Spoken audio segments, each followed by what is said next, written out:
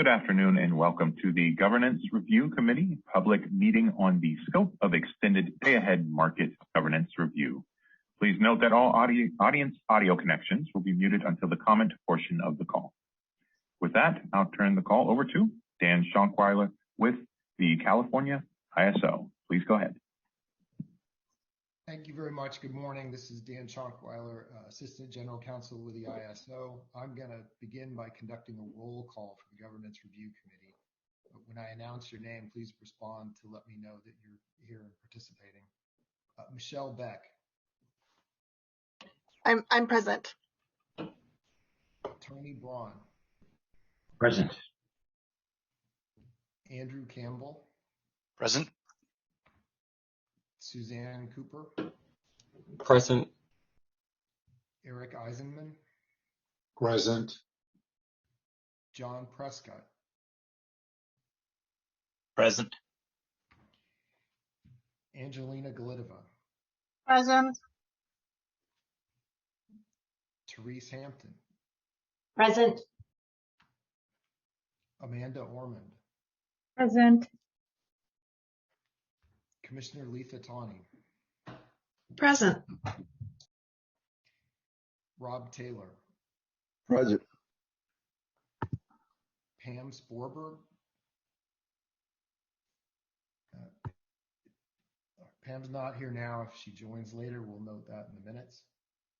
Rebecca Wagner. Here. Cameron Yurkowski. I'm present. Thank you. So we have 11 out of the 12 voting members. That's a quorum. So the meeting can proceed. We have one more item of business, Therese, which is there are draft minutes that have been circulated for the August 2nd general session. I believe everyone's had a chance to review those. We'd be looking for approval. Is there a motion to approve those minutes? I move to approve those minutes. I'll second. Moved by Therese Hampton, seconded by Tony Braun. Let's do this one more quickly. Because we know everybody can hear me, is there actually no, you know what, we've got because these are August 2nd, we have new members who on the committee who were not in the August 2nd meeting. So let's do a quick roll call because you may want to, some members may wish to abstain. Michelle Beck. I'd like to abstain. Tony Braun. Aye. Andrew Campbell. Aye. Suzanne Cooper. Aye. Eric Eisenman. Aye. I'm going to skip John Prescott and Angelina Golitova because they are non-voting participants. Therese Hampton. Aye. Amanda Ormond. Abstain. Commissioner Letha Tawney. Abstain. Rob Taylor. I think that's an aye. Pam Sporberg's not here. Rebecca Wagner. Aye. Cameron Yurkowski. Aye. By my count, the motion passes 7-0. The August 2nd, the draft minutes for the public meeting on August 2nd are approved. And so I'll hand it to you, Therese. Great. Thanks, Dan. Appreciate it. And good morning to everybody who's on the line. Thanks for joining us today. We were deliberate about trying to start 15 minutes after the start of the hour, recognizing that there are a lot of back-to-back virtual meetings. So we hope that you were able to take advantage of that little bit of a break. This is the first general session meeting that we have had as we explore governance changes in support of the extended day-ahead market that is being explored through stakeholder meetings. And as you just heard through the roll call, we have all but one of our GRC members with us today. And so for the presentation part of our meeting today, I will be joined by Oregon Commissioner Letha Tawney and Eric Eisenman from PG&E. And if you go to the next slide, we'll talk a little bit about the agenda for today. We are going to introduce some of our new GRC members give some context to this effort relative to what we have done to date and share some of our initial thoughts on timing and areas of governance to be reviewed. But really key to this meeting is highlighting the questions where we would like input from stakeholders. We'll welcome input today on these issues, and then we'll also encourage written comment through March 4th. So really the goal here is to kind of highlight some areas where we'd like to get some insight from all of you. So we go to the next slide. This slide lists the current GRC members, and the names that are noted in blue are the new members to the GRC. So just a little bit of kind of where the shifts have happened. Jennifer Gardner, Doug Howe, and Mary Winke are no longer GRC members. They have resigned from the committee due to retirements or job changes. And a process was conducted in late December and early January to put forward recommendations. And on January 20th, at a joint board meeting, the EIM governing body and the ISO Board of Governors appointed Michelle Beck from the Utah Office of Consumer Services, Amanda Orman, consultant, and Pam Sporborg from Portland General Electric to replace those members. In addition, the body of state regulators have replaced former member Idaho Commissioner Chris Raper with Oregon Commissioner Letha Tawney, and the EIM governing body has put John Prescott on the committee in place of Al Fong, who will be leaving her EIM governing body role in June. The GRC is really happy to have these new members and look forward to their engagement and contribution in the process. And because the board moved so quickly, we've actually already been able to do some kind of orientation session just to kind of fill them in on the background of what we've done to date. So we feel like we really have a full board or a full set of members ready to go from this point forward. So if we go to the next slide, this provides an overview of the previous work of the GRC, 2 years and one slide. So last year, the GRC approved 2 draft final proposals to be submitted to the ISO Board of Governors and the EIM governing body for their joint approval. Both proposals were approved unanimously and have been codified into the governance. And the proposals are major areas of governance, such as stakeholder engagement, how the governing body members are selected, funding and liaisons for the body of state regulators, the governing body's role with the Department of Market Monitoring and an independent market expert. And we also addressed and proposed a joint decision authority approach to delegation of authority for the energy imbalance market.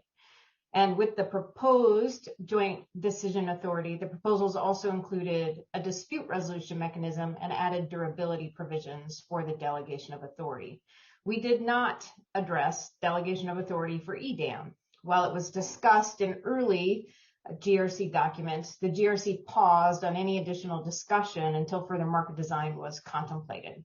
And so in response to the GRC discussions and stakeholder comments, also in response to the GRC discussions and stakeholder comments, an appendix written by the CAISO Legal Counsel was included in both proposals that outlines the legal construct being used for evaluation of options, in particular for the delegation of authority. I'm just noting that because it is noted on that slide, and then we're going to ask a question kind of in that context as well.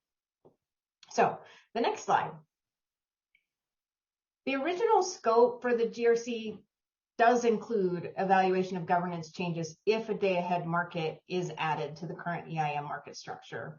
And the Part 1 proposal recommended that the GRC have the opportunity to evaluate EDAM specific aspects of governance once the EDAM market design is better known. And the August approval by the boards of the Part 2 proposal also indicated that the GRC would remain available to reevaluate any elements of governance prior to adoption of a final EDAM market design. Now that there are active discussions occurring on EDAM market design, the joint boards have indicated they think it is appropriate for the GRC to begin a process to be ready to explore governance as the market design options are more fully developed. So a letter was sent by the chairs of both the boards to me to give a briefing to them in December. We did give a briefing, and our recommendation, the GRC's recommendation, was to get started in this process by understanding what might be in scope. So that's how we got to today. And I will pass it to Eric, who's going to talk about with the GRCs, some of our initial thoughts about the approach to this work. Hi, everyone. Thanks, Therese. So next slide, please. We're up to slide 6 now. So most importantly, the GRC is recommending that we work in parallel with the Edam market design process that's ongoing. We know that's a very intensive effort that I assume most of your companies and entities are engaged in. The scope of the governance review that we're going to do for Edam is going to be informed by this market design. And we want to hear from you over time just how you think we should be looking at the relationship between the governance review of Edam and the market design. So we're going to start looking at this now, begin the discussion of what issues are within the scope of a governance review of Edam. And we're going to do that in parallel during 2022.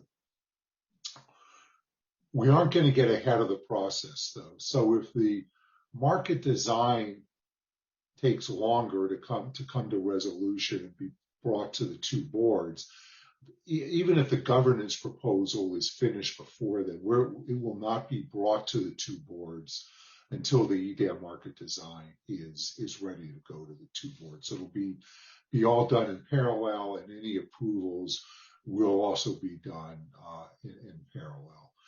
And if it takes a while for the market design, takes longer for the market design to be completed, the GRC is going to be around, will remain available in the event no new issues come up during the course of the market design discussion. So, over time, over the course of this year, we are interested in hearing from you on anything that you think is within scope, anything that you think is happening in the market design area that we should consider in the governance. Next slide, please. So the GRC's made some previous comments on the scope of Edam governance, and you can review this in our December 14th, 2020 document, our April 12th, 2021 document. Those are posted online. At that time, we recommended that we really not look at Edam governance until the market design was kind of a little more mature. Now that those discussions are underway, very intensively with many meetings per week, we think it is time to start looking at those. So, please feel free to review those previous comments and let us know if you have any questions or feedback. And then next, the governing body mission statement will be reevaluated as the Edam market design evolves and becomes better known. So we'll be looking at that, and we'll be interested in any feedback on that mission statement during the next many months. So with that, let me pass it on to my colleague Etha Tani, who's going to talk about our approaches at looking at governance changes. Thanks so much, Eric. So just to be a little bit more concrete about what it means to say we're going to run in parallel, you see across the top the Edam market design process, roughly speaking, at least as it's laid out procedurally. So the working groups resulting in a straw proposal, the straw proposal process, and then a draft final proposal. And we aim to match that, not get ahead, but not fall behind either, so that when the draft final proposal of the design is submitted, the governance is accompanying it as a package. So we are starting in the first blue box here today. That public meeting on GRC scope and approach is this. And we'll take your comments from this meeting and from our comment period. We'll break into subgroups and start working through options, and we'll commit to a public meeting on those options. Out of that will come a straw proposal process. I think the bullets are a little out of order. We'll start with a straw proposal and then we'll revise the straw proposal, obviously. But we'll continue to take public comment and have meetings like this throughout the process so that folks can see how our thinking is evolving alongside the market design. And that may end with identifying issues for further development that need to be addressed potentially outside the scope. And then we'll end with the draft final proposal. And as I said, the goal is that can be submitted alongside the Edam design, and the governing bodies can consider the whole package in their decision-making process. Let's go to the next slide. So this is the meat of what we need from you. So we're looking for input either today in this process, which we'll move to next, or in written comment on timing of the proposals relative to the market design. Does that matching effort make sense? Does it not? What might need to change?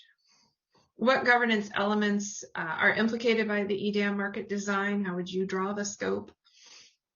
And does the broader nature of the Edam market design implicate the legal construct for governance? And that's why we've included the links to the legal construct that underpinned the EIM governance conversation. And then, of course, anything else that you think we should hear about the GRC process or we should take on board as we think about governance for Edam. And so very open-ended, very much interested in your input and feedback and engagement as we work to adapt the GRC process to the Edam market design process. So with that, I think I will hand it back to you, Therese. Great. Thanks, Letha.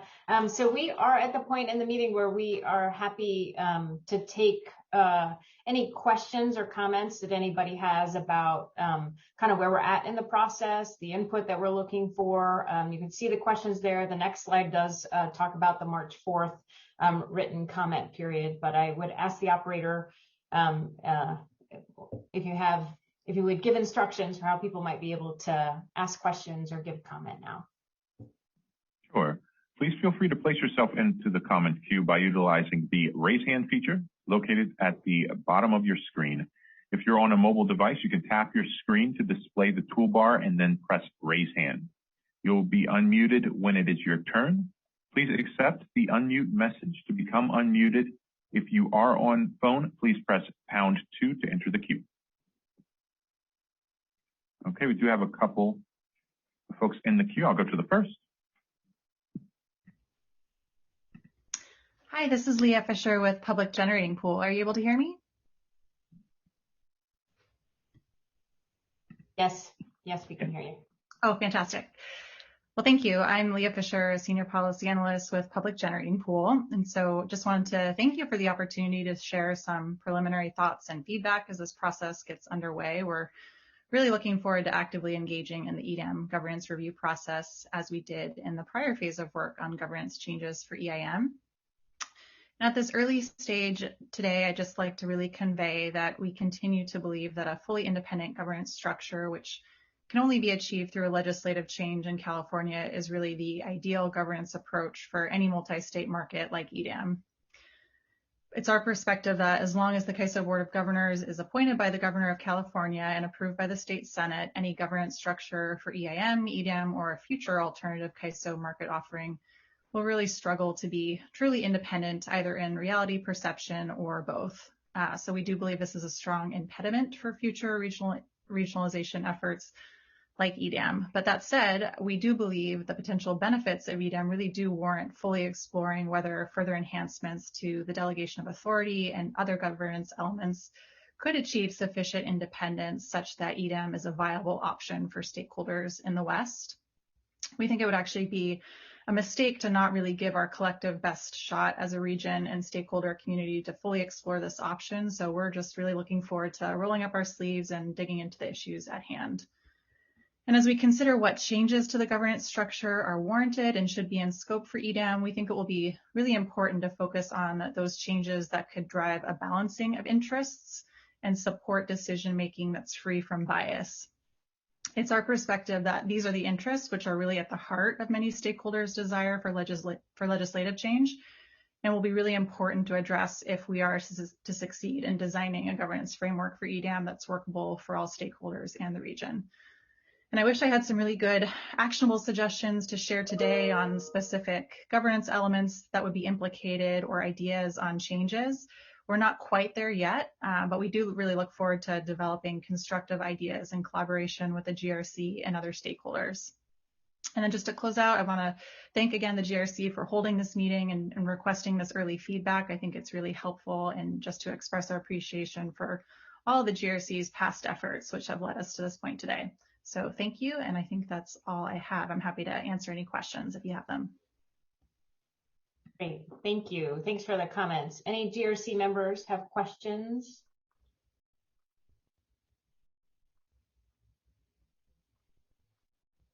Okay, operator, do we have other comments in the queue? Yes, we'll move to the next person. All right, good morning. This is Lauren Tenney-Dennison from the Public Power Council. Do a quick sound check. Can you guys hear me? Great, thanks. Yeah, thank you for the opportunity to comment this morning, and want to reiterate the thanks to this group for all the hard work done in the initial stages, the previous process. I guess we're moving into new initial stages here, but the previous process on improvements to the EIM, I think that in our comments, PPC really tried to support and explain the importance of the work that was done there within the constraints that were identified. And again, getting to that attachment A that's been referenced, we asked several questions in that EIM process about the statutory obligations of CAISO, and the responses that were published in that Appendix A that's been referenced this morning were very, very helpful, and want to reiterate our thanks to CAISO staff for putting that together. I think that's going to be very helpful in this upcoming discussion on Edam.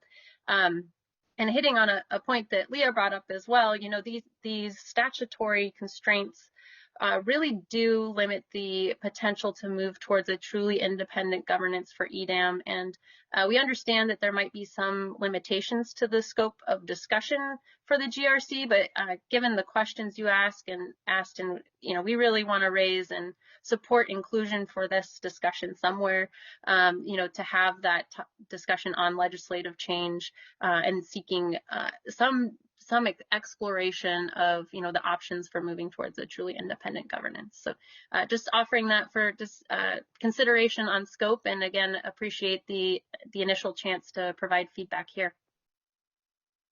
Thanks, Lauren. Any comments or questions from GRC members?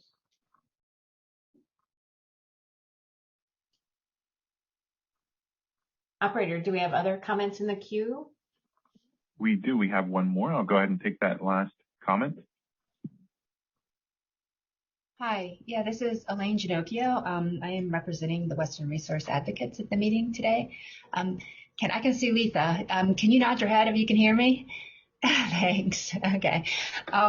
So I would like to reiterate also all the hard work and appreciation for all the hard work that GRC did, and the outcome of the first phase was very positive. And I'd also like to agree with much of what Leah said, and also that ultimately we hope to feel that through this process there is some optimism that ultimately a change in the board in terms of being multi-state is a possibility, because whatever framework we do for Edam, feeling that if not in this step, there is a next step and there's some optimism that can actually take place is very important.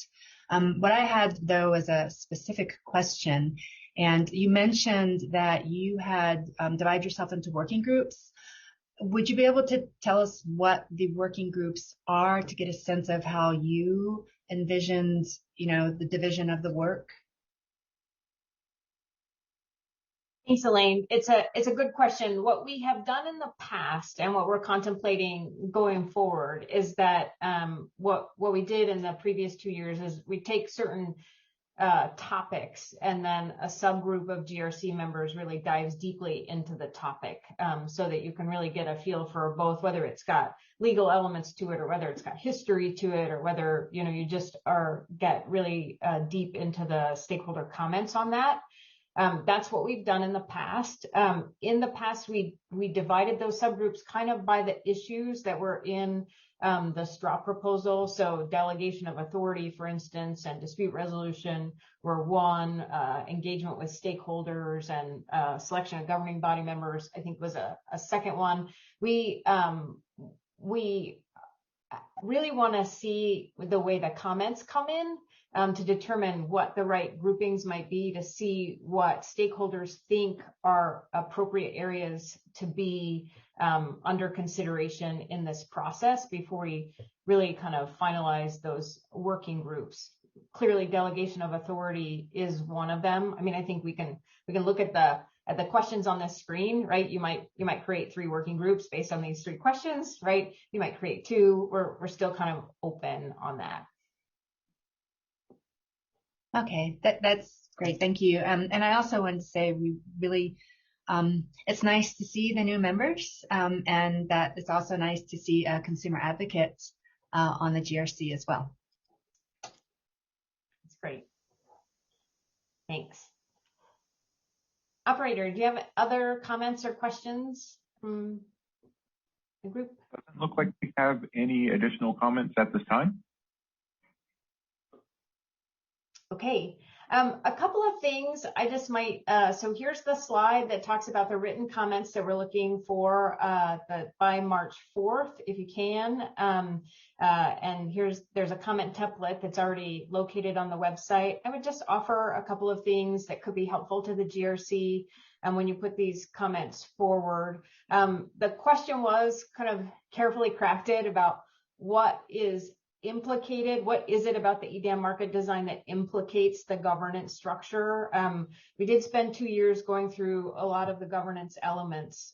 So we don't want to, kind of rehash or reopen issues that have already been kind of through the stakeholder process, unless there's something specific to the Edam market design that suggests it really should be reevaluated.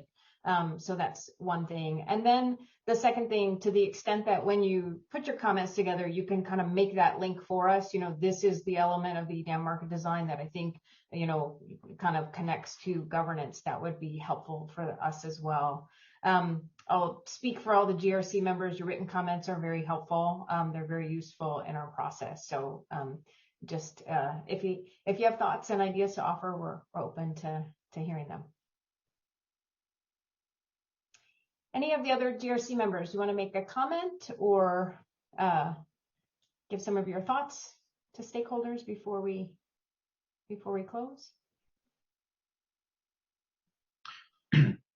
Chair Hampton, this is Tony Braun. I would just urge, I know it's early in the process, but if people have been thinking about ideas that might be a little bit out of the box, not just directly within the lines of how to define the scope and things like that, I would greatly appreciate hearing them. I think those kinds of creative ideas might go some distance to bridging some of the gaps that we know are out there. Great. Thanks, Tony. That's really helpful. Okay.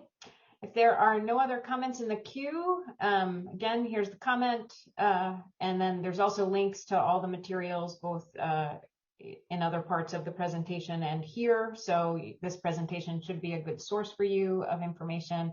We appreciate your time today and look forward to working with you going forward on this process.